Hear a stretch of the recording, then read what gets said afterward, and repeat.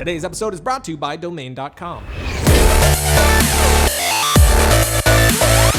Hey everybody, I'm Seth Worley, the writer-director of Real Gone, and I had you guys tweet your questions at me so I can answer them right now. One of my favorite quotes ever is from Pixar's Andrew Stanton, who directed Finding Nemo and WALL-E and wrote Toy Story and Toy Story 2. He has this great quote that's actually about writing, where he says, "Fail as fast as possible," which basically means write your first draft as quick as you can. Your first draft is guaranteed to be terrible. And I love that, and I think it applies to every stage of production. It applies to writing, it applies to production. Your first takes aren't always going to be great. It applies especially in post-production. You know, my first pass at color correction, I always know is going to look horrible.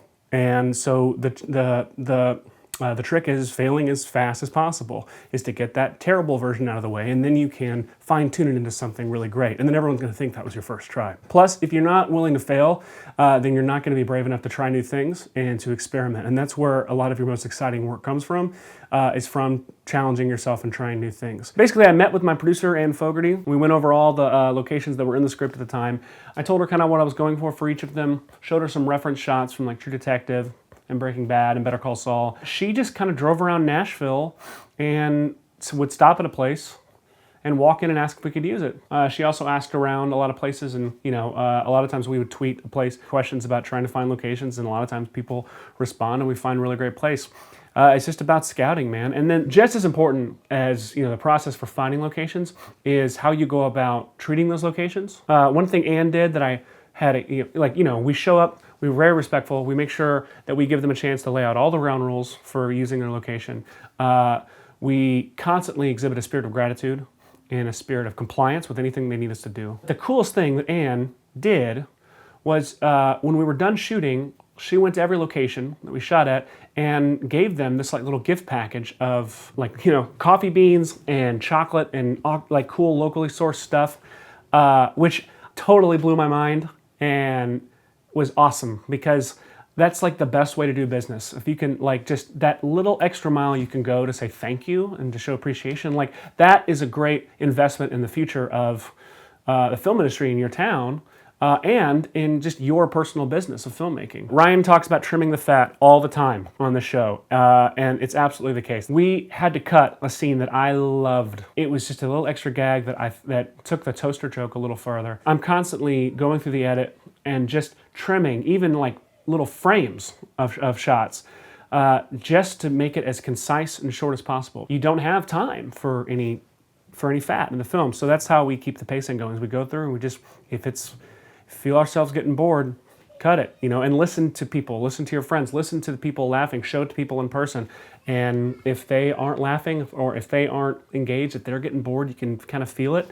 Cut that stuff, man. I'd say for, career-wise, my biggest influences are Robert Zemeckis. I could talk about Zemeckis for 30 years straight. Steven Spielberg, obviously, and, now J.J. Abrams. This film specifically, the influences were current David Fincher films. The movies he's kind of taken on over the past, 5 or so years, movies like Social Network and Girl with the Dragon Tattoo. Starting with Zodiac, I think is around the time he kind of started the style he's on right now, where he is very restrained in his camera movement, but also especially shows like True Detective was a major visual influence on the film, and Breaking Bad and Better Call Saul were also major visual and kind of tone-wise influences on this film. This film shifts tone twice. And that was the most challenging aspect. And according to the YouTube comments, some of you believe that we didn't actually succeed at it. Some of you think we do. I mean, it's totally up to taste. But I remember in early cuts of the film, we knew there was a major tonal shift that we were worried about at the end of the film, where Darren's character rescues a girl from a burning building. I knew that needed to be one of those surprisingly serious and touching moments to kind of, shifts in tone that we really like. We love watching a comedy and then suddenly being caught up in this surprisingly dramatic layer of the film that was always there. We felt it, building that. So we were intentional about building to that moment. But then surprisingly, in early cuts of the film that I showed to friends, they came back and said, hey, it's really kind of a jarring shift in the feel of the movie when he's in the garage and he starts the car and it won't start, and suddenly it goes into comedy. We treated the tone at the beginning of the film so seriously that people weren't expecting comedy, and so it was very challenging to go in and make very specific choices in sound design and music and pacing of the cut to keep it from being too cartoony at the beginning and obviously being a comedy, but to also set out to where people were slowly transitioned into this comedy, so it wasn't a huge surprise. I was planning to not be able to have any ambulances, you know, because DPs think everything is made of money. Chris said, hey, it'd be great if we can get some real ambulances. To which I said, no, screw you, Chris, we can't get ambulances. Then I went to my producer, Ann, and said, hey, can we get ambulances? She called around, and most of the ambulances were gonna cost some money, and she found this guy who privately owns an ambulance, and I believe a set of ambulances, specifically for things like this, for public appearances in films, I believe, and stuff. And he was the nicest guy I've ever met in my entire life. He got us hooked up with this awesome ambulance for this film. He's a huge fan of the filmmaking process, huge fan of the film industry, huge fan of even our films that we've made. My answer is like, you know, if you need something, just ask. Just ask around, you know?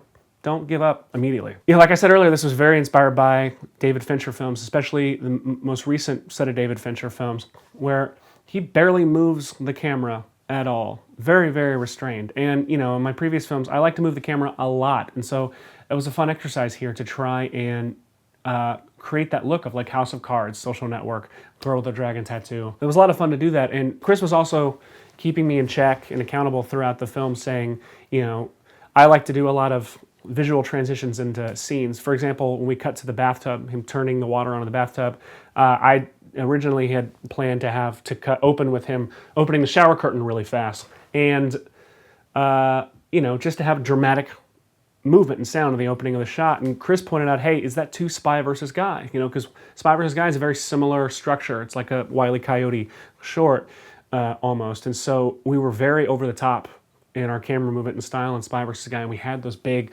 audio-visual transitions. You know, we look at our source and our inspiration for knowing kind of like, not really necessarily when to move the camera, but why to move the camera. If you're an entrepreneur, an innovator, or an inventor of any kind, Domain.com is the place to go for your next great idea. They have a list of 200 plus domain extensions, and that list is growing all the time. Extensions like .ninja, .nyc, .cc, .expert, .club, and so on. And we can save you money by using the coupon code FilmRight at checkout. You get 20% off your domain names, web hosting, and email. So when you think of domain names, think Domain.com. So actually, I sent out a tweet that said, hey, I'm going to record my commentary this weekend. What do you want me to talk about? And you guys sent me a bunch of questions. And you guys sent me so many great questions that I'm actually splitting up these questions. I'm going to answer some of them in the commentary and some of them here in today's Monday episode. Where can I hear this commentary? It's going to be in the store. We're going to be selling a really awesome, high-quality downloadable version of the film with music never heard before, exclusive music in the film just for the store version. And you guys are going to get that with commentary, a bunch of awesome behind-the-scenes stuff, and some other really cool extra goodies. Look for that in the store very soon. Oh, one more thing. Be sure to tune in on Thursday for the part 2 of the making of Real Gone. Part 2 is really cool. We get into actually working with the crew. And I think you're going to see a deleted scene that you didn't see in the film. What? You guys are awesome. Hope you're enjoying the film and these behind-the-scenes. Please, please, go to every effort you can to show this film and these behind-the-scenes to everybody you've ever known in your life.